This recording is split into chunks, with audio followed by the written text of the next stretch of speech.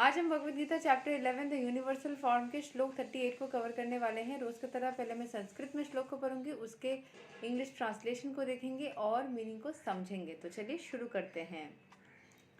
त्वम आदि देवा पुरुषा पुराणास त्वम अस्या विश्वस्या पराम निधनाम वेत्तसि वेद्यां च परां च धमातव्या ततां विश्वाम अनंता रूपा।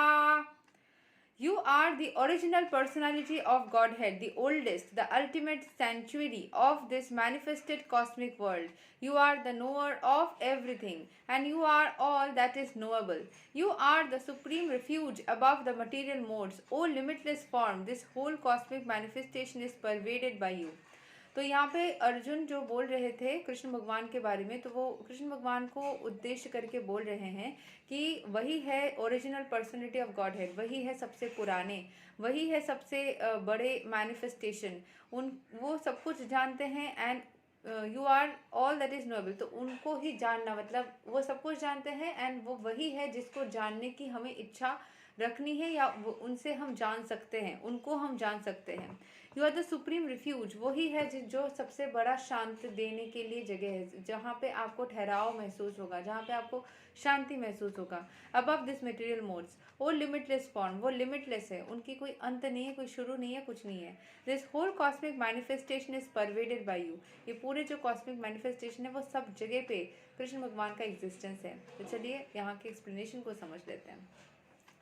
Everything is resting on the supreme personality of Godhead, therefore he is the ultimate rest. सब कुछ उन्हीं पे जाके समाप्त होता है ना, तो वही ultimate rest है। निधनाम means that everything, even the Brahman effulgence, rests on the supreme personality of Godhead Krishna.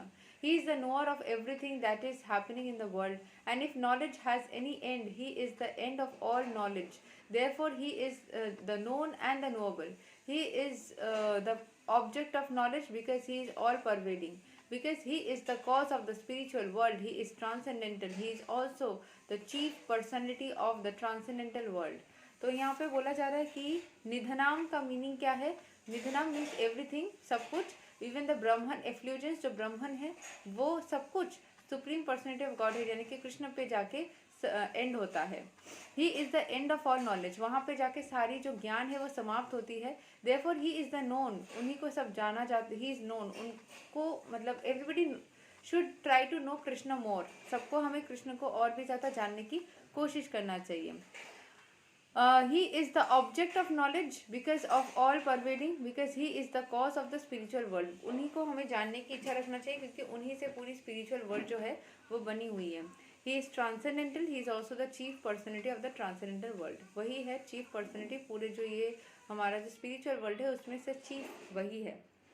ठीक है, यही तक है श्लोक नंबर 38 ऑफ भगवद गीता चैप्टर 11। नेक्स्ट हम श्लोक 39 को कवर करेंगे। तब तक के लिए हरे कृष्णा, राधे राधे, जय श्री राम।